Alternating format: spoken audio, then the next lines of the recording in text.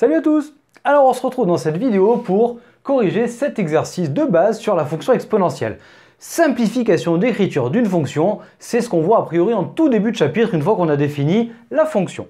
Donc ici, le but est d'appliquer les règles de la fonction exponentielle.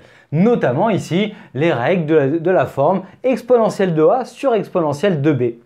Donc ici, on va appliquer ça. Si tu fais ça tout seul, allez, 2-3 minutes, pas plus. Et sinon, on va faire ça ensemble en prenant un petit peu notre temps.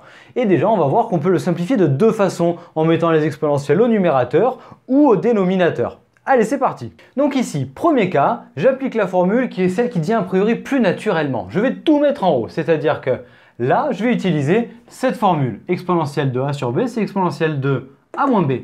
Donc, ici c'est a, moins, ici c'est b. Il n'y a plus qu'à simplifier. Deuxième, je décide de le mettre au dénominateur.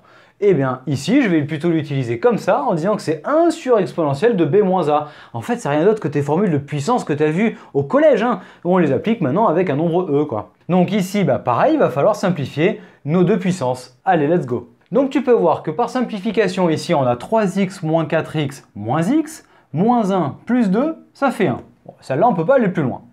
Puis ensuite, ici, on a 4x moins 3x, ça fait x, moins 2 plus 1, ça fait moins 1. 1 sur exponentielle de x moins 1. Bon, alors là, les deux, tu vois, peuvent avoir leur intérêt en fonction de ce qu'on veut, mais en l'occurrence, elles sont parfaitement équivalentes. Ici, c'est les x qui sont négatifs et la constante qui est positive, et là, x est positif et la constante négative. Peu importe, honnêtement, les deux sont bonnes, tu t'adaptes à la façon de travailler de ton enseignant comme d'habitude. Donc on a abouti ça, chose plutôt facile à faire, entraîne-toi davantage sur ce genre d'exercice de base sur l'exponentielle pour pouvoir avancer sur les exos un petit peu plus compliqués.